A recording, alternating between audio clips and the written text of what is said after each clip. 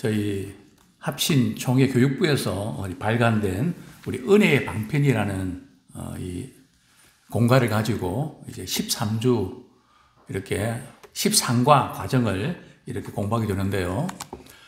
우리가 신앙생활을 하면서 우리 은혜를 받고 싶다는 마음은 늘 갖고 있는데 그냥 그 은혜가 하늘에서 뚝 떨어지는 게 아니고 우리 하나님께서 은혜를 받을 수 있는 방법과 도구와 기회를 주셨단 말이죠.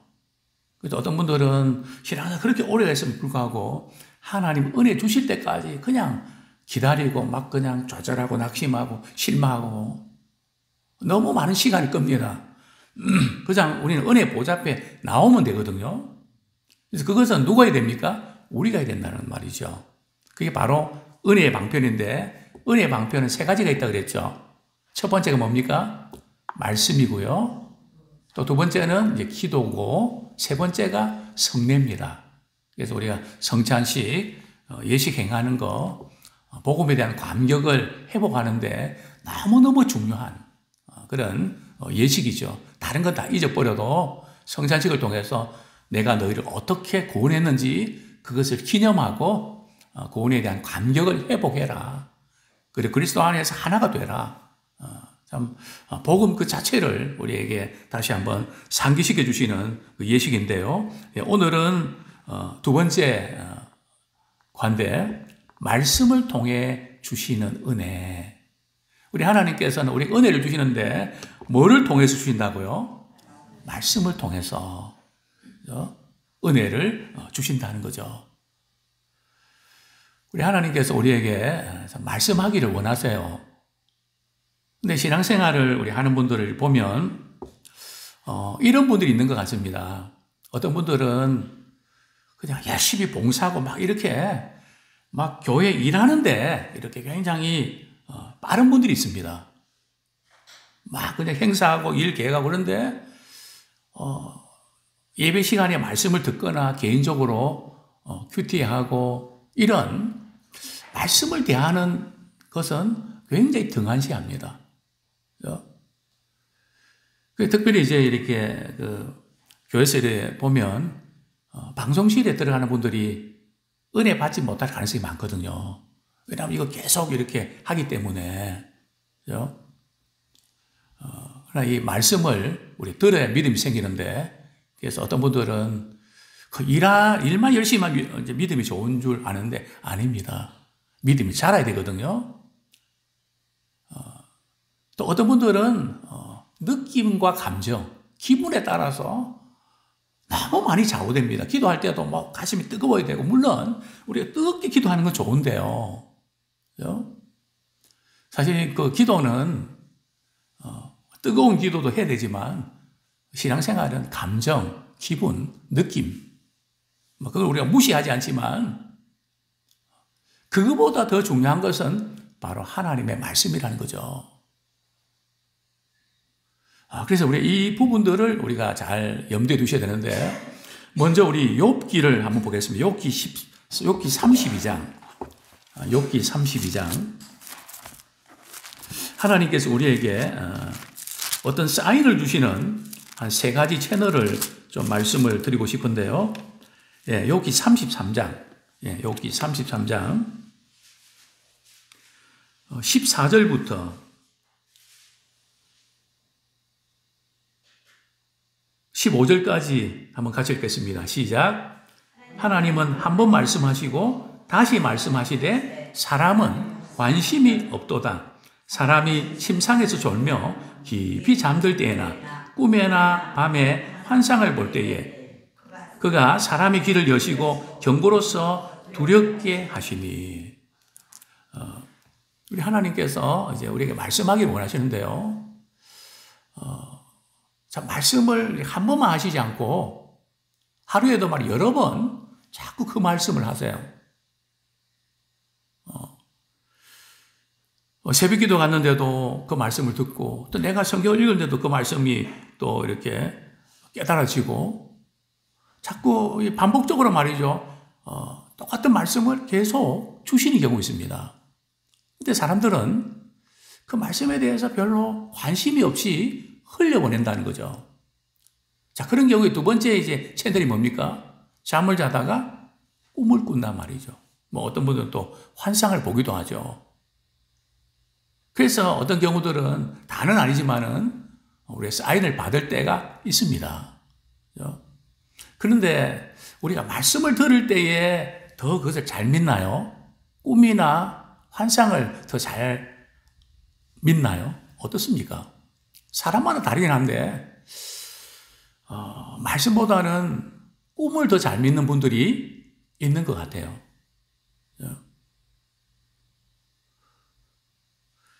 근데 이 꿈으로도 말이죠. 보여주신데도 깨닫지 못하면 그 다음에는 어떤 사건, 몸이 아프다든지 무슨 일이 터진다든지 뭐 그런 일을 통해서도 하나님께서 우리에게 말씀을 하신단 말이죠.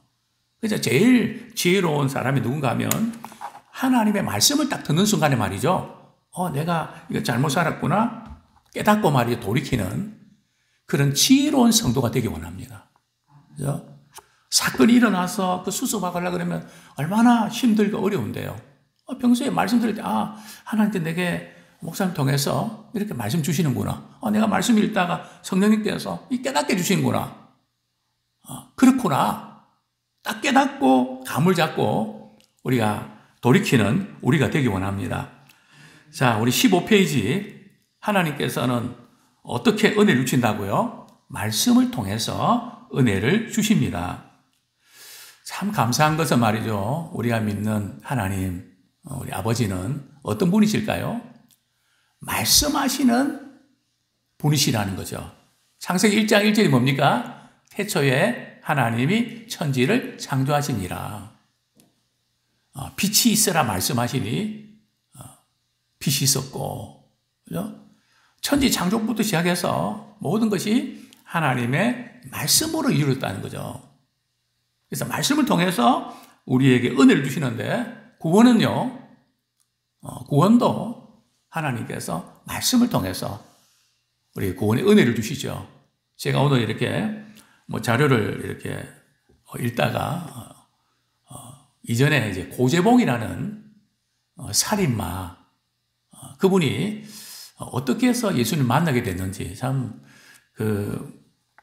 일가족을 말이죠 도끼로 이렇게 살해했던 그런 살인마라고 아주 이렇게 세상이 떠들썩하지 않았습니까?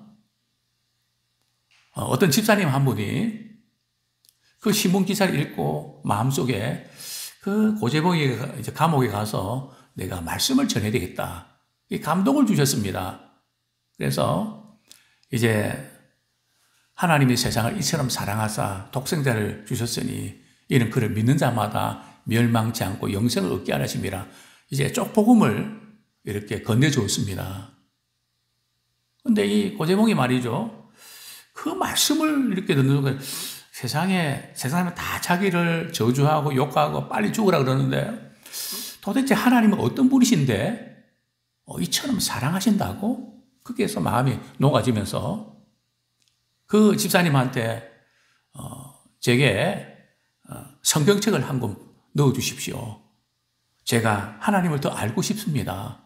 그래서 그분이 감옥에서 말이죠.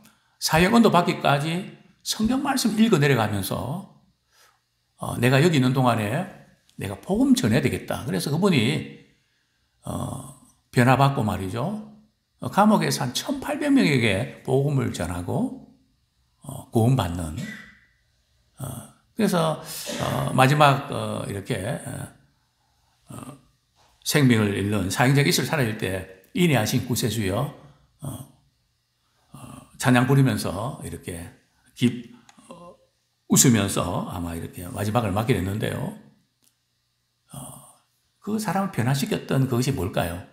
말씀을 통해서 이제 은혜를 주신 것이죠.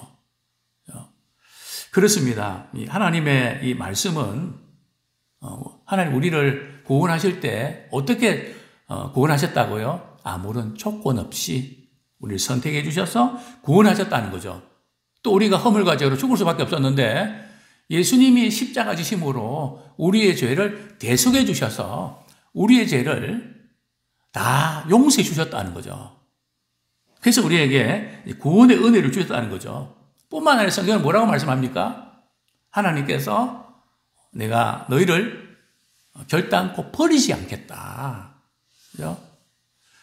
우리 느낌으로 말이죠. 우리 늘 하나님 나를 버리신 것 같대. 나를 사랑하시지 않는 것 같대. 하는 생각이 들 때가 있죠.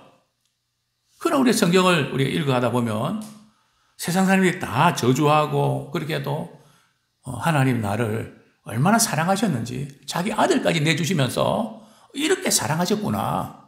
그래서 우리는 우리 감정과 생각보다는 하나님이 그렇게 말씀하셨지. 그걸 믿어야지. 하나님 말씀은 그렇지만 내 기분, 내 느낌, 내 생각은 이런데 거기서 헷갈리면 안 된다는 거죠.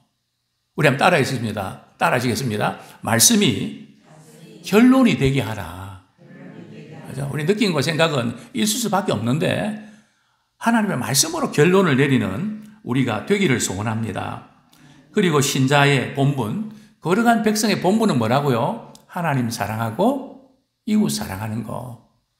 그것이 이제 신자의 본분이라고 성경은 이제 말씀하고 있는 거죠. 성경이 우리가 말씀하지 않았더라면 우리는 구원의 은혜, 성화의 은혜에 대해서 우리는 알 수가 없는 것이죠. 근데 말씀에는 성경에는 말이죠. 세 가지 말씀이 나옵니다. 그죠? 뭐 말씀이 다 다르다는 게 아니라, 그죠? 성경에는 세 가지 말씀인데 첫 번째가 뭐라고요? 성육신 하신 말씀. 이 성육신 하신 말씀 무슨 뜻일까요? 예수님께서 말씀이 육신이 되어 오셨잖아요. 이 성육신 말씀은 바로 예수 그리스도 그분을 가리키죠. 그래서 율법과 선지자가 곧 내게 대해서 증가한 거다. 즉 성경은 누구에 대해서요? 예수님에 대해서 증가한 책이죠. 그래서 성육식 하신 말씀. 자, 두 번째는 뭘까요? 성령의 감동으로 기록된 성경 66권의 말씀. 즉 성경 말씀. 그죠? 자, 세 번째는요. 목회자를 통해서 이렇게 설교를 통해서 이렇게 주시는 그런 설교 말씀. 이 세 가지가 있죠. 그래서 우리는 이 말씀을 통해서 하나님께서 우리에게 은혜를 주신다는 거죠. 자, 두 번째로 하나님 백성들은 뭘 사모해야 된다고요? 말씀을 통해서 주시는 은혜를 사모해야 됩니다. 자, 다른 종교는 말이죠. 뭐 그것이 나무로 만들었든지 돌로 만들었든지 뭐 대리석으로 뭐 만들었든지 그 우상들은 말을 할 수 있나요? 말 못 하거든요. 이 세상에서 믿는 자에게 말씀하시는 분은 유일하게 하나님 한 분밖에 안 계세요. 하나님이 우리에게 말씀하신다는 것은 그분은 인격적인 분이라는 거죠. 그분은 사랑의 하나님이라는 거죠. 간혹 제가 이제 장례식을 이렇게 치르다 보면 이렇게 화장하는 분도 계시고 또 매장하는 분도 계신데요. 간혹 이런 말씀을 하세요. 목사님, 여기가 명당입니다, 명당. 또 어떤 분들은 여기 몇 자리는 물이 나와서 거기다가 이제 이렇게 모시면 후손들이 영 안 된다고. 이 세상 사람들이 이렇게 뭐 하는 신들이 이런 사람들은 말이죠. 애군이 꼈다고. 뭐 이래서 뭐 안 된다고. 그죠? 그러니까 우리를 두려워하게 만들고 불안하게 만들고 저주하는. 그죠? 그런데 성경은 하나님이 우리를 사랑하시는 사랑의 편지단 말이죠.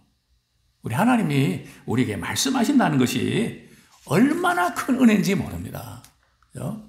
그리고 우리에게 말이죠. 성경 말씀을 이렇게 우리에게 주셨다는 거. 세상 사람들 어떻게 깨닫나요? 명상하고 말이죠. 돌을 닦고 부처 앞에서 말이죠. 그냥 땀이 뻘뻘 흘 때까지 절을 하고 돌을 깨치는 거죠. 그죠? 잠도 안 자고 말이죠. 수행하고 돌을 닦고 그렇게 또 명상해서 뭔가 또 신비한 체험도 하고 그죠?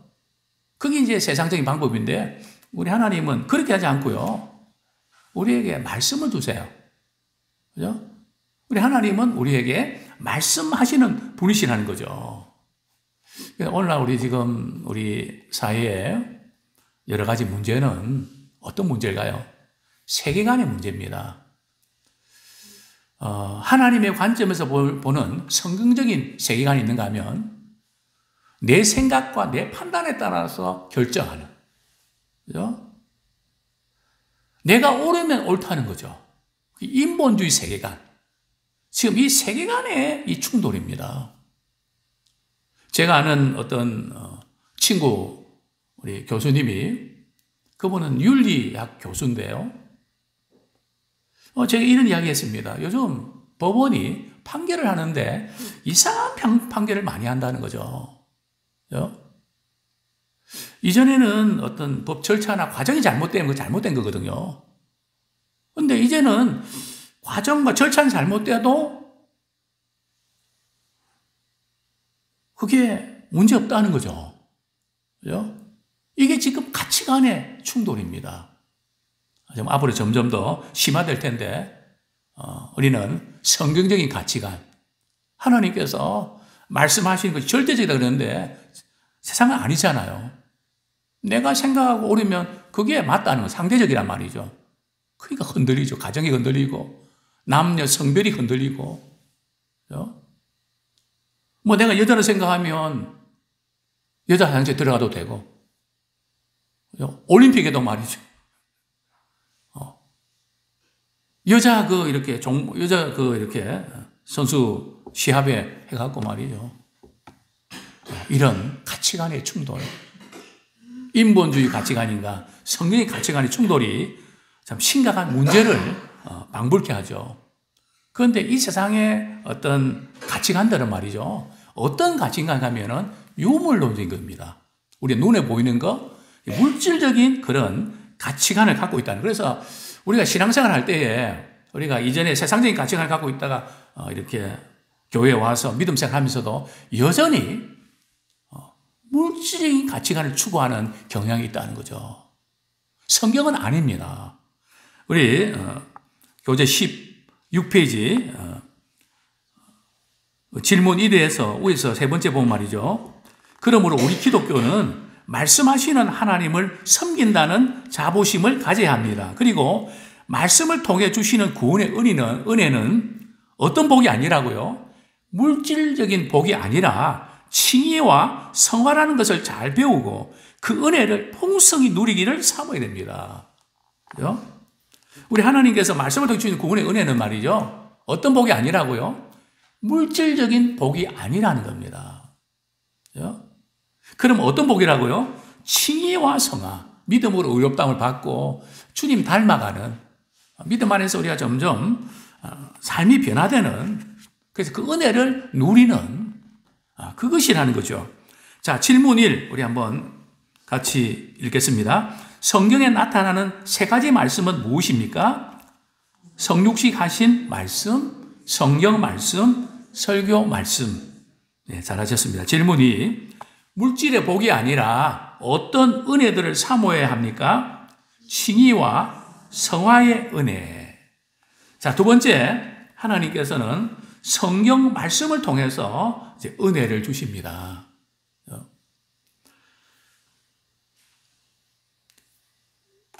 신구약 성경 말씀을 통해서 우리 하나님께서 우리에게 은혜를 주신다는 거죠. 그래서 기록된 우리 하나님 말씀을 우리가 듣고 읽고 지킬 수 있다는 것이 참 큰 복이죠.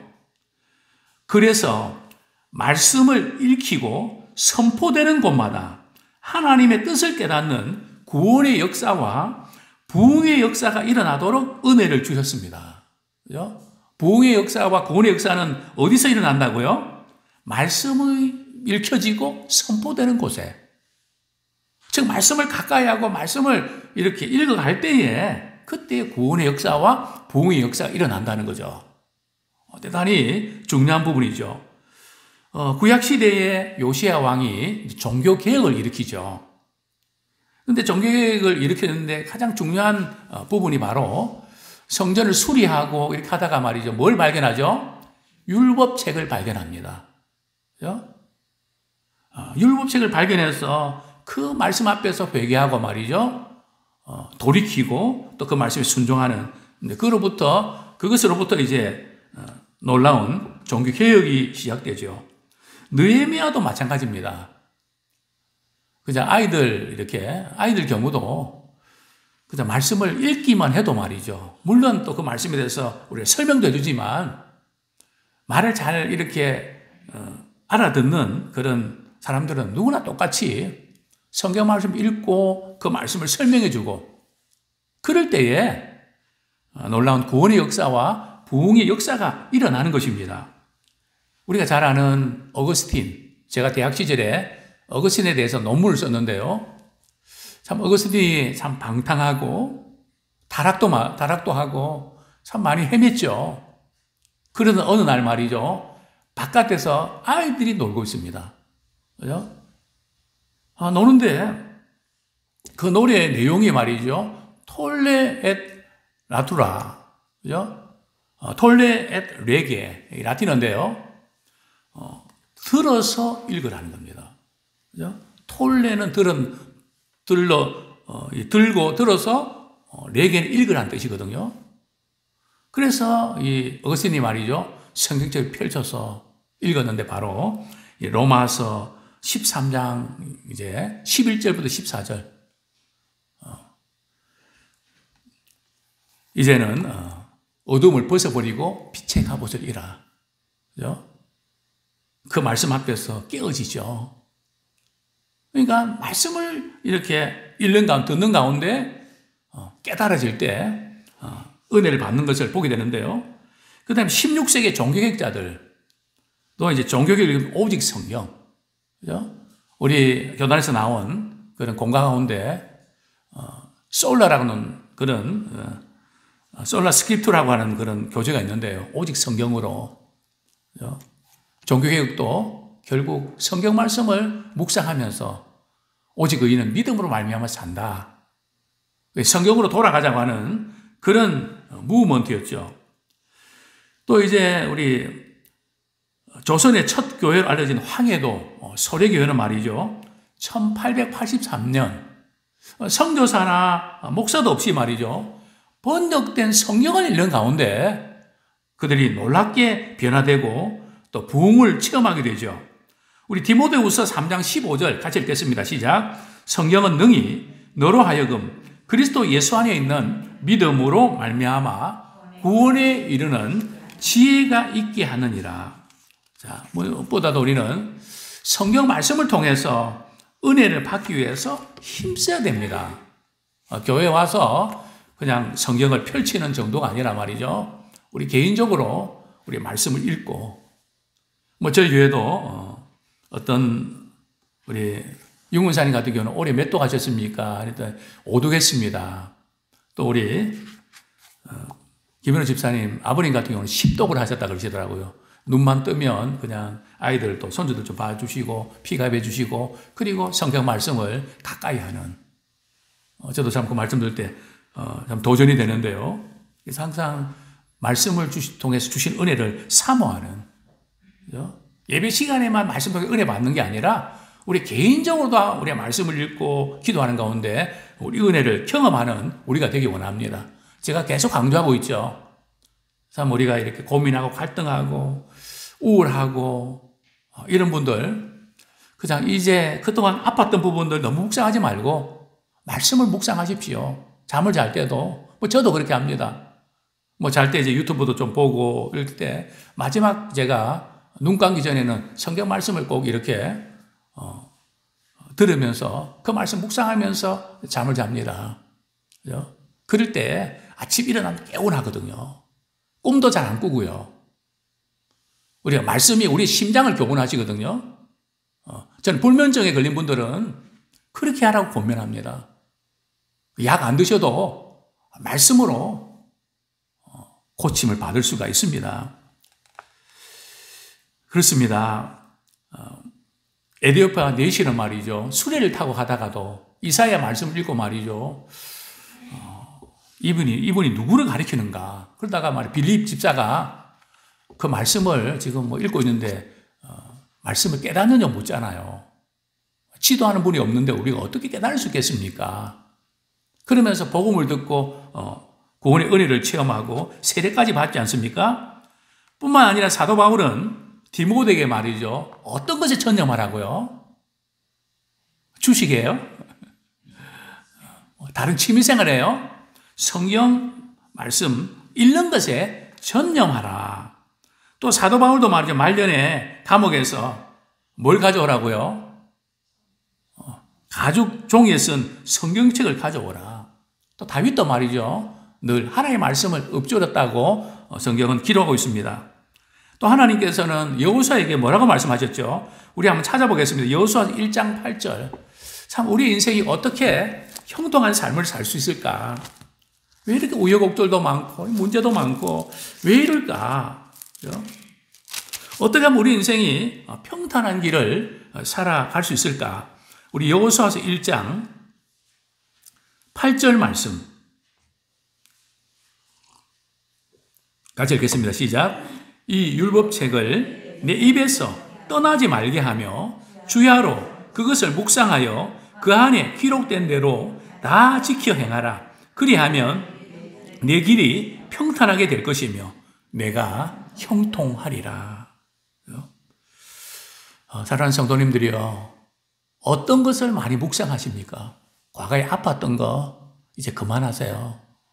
물론 이렇게 생각 안 해도 생각할 수 있습니다. 그때마다 말씀을 읽고 소리내서 말씀을 읽고 말이죠. 말씀을 묵상하세요. 아마 저만큼 말이죠. 어떤 문제 앞에서 고심하고 되씹고 그런 분들 많지 않을 겁니다. 몇 개월 동안 말이죠. 잠도 못 자고 계속 그 문제 때문에 계속 맴돌고 말이죠. 그때 제가 알았습니다. 내 스스로 아픔과 또 이런 것들 우리가 생각하면 답이 없다. 몸만 축나고 이건 아니다. 방법을 달리해야 된다. 어떻게 해요? 하나님의 말씀을 묵상하자. 이전 것은 지나갔으니 보라 새 것이 되었도다. 이젠 더 이상 슬퍼하지 마시고, 물론 슬픕니다. 생각하면 주 안에서 기쁨을 회복하는 그런 우리가 되기를 소원합니다. 자, 우리 질문 3번. 성경과 교회사를 보면 어떤 곳에서 부흥의 역사가 시작되었습니까? 말씀이 선포되고 읽히는 곳. 그렇습니다. 성경을 사랑하는 사람이 하나님을 사랑하는 사람입니다. 자, 질문 4. 성경에서 말씀을 가까이 한 사람들에 대해서 말해 봅시다. 에디오피아 내시가 있었고요. 또한 바울과 또 다윗. 그죠? 다윗과 바울. 그렇죠? 하나님께서는 또한 설교 말씀을 통해서 은혜를 주십니다. 그죠?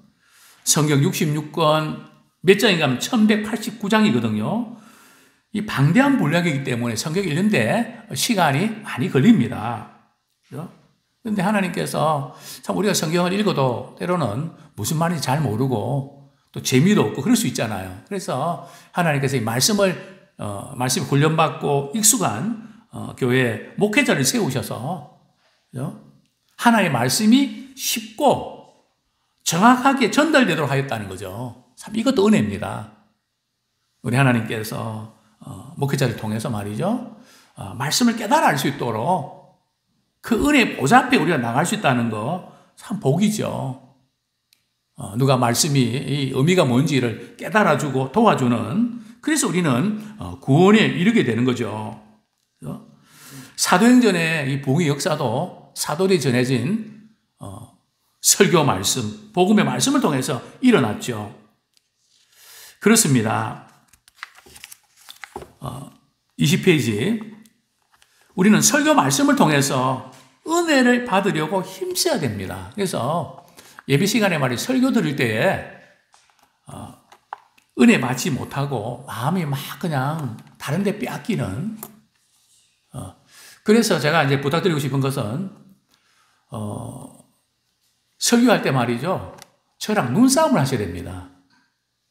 뭐 이렇게 쓰고 이럴 때는 하지만 목회자가 눈싸움을 하셔야 돼요. 이전에 이제 우리 이막구 권사님은 하여튼 눈이 말이죠. 뭐 저를 이렇게 집중해서 보니까 뭐 그냥 빠져들어가듯이 말이죠. 집중하는 그런 부분을 보게 되는데요. 그러기 위해서는 자리를 말이죠. 가능하면 뒷자리에 앉지 마시고 그 다음에 벽에 가리는 데 절대 앉지 마십시오. 저게야 은혜의 사각지대입니다. 그리고 이렇게 차를 가져오신 분들은 또 차 빼달라는 분들이 있는데 진동으로 해놓으셔갖고 이렇게 하시고 절대 이제 예배 시간에 스마트폰 가지고 보지 마십시오. 그죠? 정말 우리가 1시간 한 40분 우리 말씀 듣고 예배 드리는데 그 시간까지도 스마트폰 보다가 말이죠. 마음 다 뺏기고, 그죠? 은혜 말씀 듣는데 우리가 집중하는 우리가 되기 원합니다. 그래서 이 강대상도 말이죠. 딱 가운데 왜 있는지 아십니까? 집중하라고. 다른 데 빼앗기지 말라고. 그죠? 대단히 중요합니다. 왜냐하면 우리가 설교 말씀을 딱 듣는 순간에 말이죠. 말씀이 우리 마음의 밭에 말이죠. 씨가 떨어져서 이렇게 뿌리를 내리는 것처럼 깨달아질 때에 마음에 뿌리 내리거든요. 그런데 마귀의 공격이 가장 심한 때가 언젠가 하면 말씀 들을 때입니다. 말씀을 듣지 못하게 하려고 말이죠. 그냥 산만하고 그냥 이렇게 생각이 빼앗기고 말이죠. 이상하게 그렇습니다. 그래서 말씀 들을 때 그냥 한 말씀도 놓치지 않으려고 말이죠. 그냥 집중해서 사모하는, 진공청소기에 말이죠. 빨려 들어가는. 저 같은 것도 설교할 때 어떻게 보면 1시간을 해도 모자랄 정도로 말이죠. 시간이 저래 갔는지 모를 정도로 말이죠. 취할 때가 있습니다. 참 하나님의 말씀에 우리가 집중하는 그런 우리가 되기 원합니다. 그러기 위해서 말이죠. 목회자와 좋은 관계 맺으십시오. 목회자에 대해서 목회자도 사람이기 때문에 부정한 거 많이 있죠. 목사님이 이런데 저런데 그렇게 할 수 있는 것들이 많이 있을 겁니다. 사람인데요. 왜 그런 게 없겠습니까? 당연히 있죠. 근데 문제는 우리 그렇게 하는 동안에 어떤 문제 생기냐면 말씀이 안 들어온다는 거죠. 막혀버린다는 거죠. 그래서 이 목회자를 좋아하고 사랑해야 말씀의 은혜를 받는데 지장을 안 받습니다. 정말 우리 이 골든타임 예배 시간에 말이죠. 말씀이 내 것이 되고 깨달아질 때에 부족하지만 늘 우리는 그 방향 가거든요. 말씀 전한 저도 마찬가지고. 그래서 목회자와 좋은 관계에 맺으십시오. 그죠? 혹시 부족한 게 있다면 위에서 기도해 주시고 사랑하고 아끼고 그럴 때에 은혜를 받습니다. 제가 이전에도 그런 말씀을 한번 드린 적이 있는데요. 평신도인데 말이죠. 제 설교가 결코 쉽지 않거든요. 근데 그분은 그래서 물어보죠. 말씀이 어렵지 않으세요? 너무너무 쉽대. 귀에 쏙쏙 들어온대요. 저번에 어디 교회를 다니냐면 그것도 아니래요. 왜 그런지 아십니까? 그 전도하는 분이 목회자에 대해서 말이죠. 이렇게 좋은 이야기를 막 해놓으니까 목회자가 나를 사랑한다고 생각하니까 쏙쏙 들어오는 거예요. 사랑하는 사람은 말 잘 들어오잖아요. 불편한 관계인 사람은 말 안 들으려고 안 들어오잖아요. 그리고 꼭 필요한 것은 말이죠. 저는 그렇게 또 말씀드리곤 합니다. 하나님 말씀이 설교가 은혜가 안 될 때 목회자를 위해서 꼭 기도해 오셔야 된다고. 하나님 이번 주에 우리 목사님을 통해서 제게 꼭 필요한 말씀을 주세요. 우리 예배 시간은 말이죠. 내가 삶 속에서 갈등하고 이러는 가운데 하나님께서 말씀을 통해서 답을 주시거든요. 어떤 분들은 그 답을 받아가는 분이 있는가 하면 맹탕이 있다는 거죠. 맹탕이 뭔지 아십니까? 아무런. 그럼 영혼이 황폐하죠. 아, 목사님이, 하나님 목사님 통해서 내게 이런 말씀 주시는구나. 딱 받아채갖고 말이죠. 내 거로 만들면 그 다음 주도 사모되고 그러니까 더 설교에 집중하게 되죠. 그래서 꼭 이제 이 목회자를 위해서, 설교를 위해서 이렇게 기도하죠. 하나님, 이번 주에 목사님 말씀 주실 때에 하나님께서 제게 꼭 주고 싶어 하신 말씀을 우리 목사님을 통해서 전해주세요.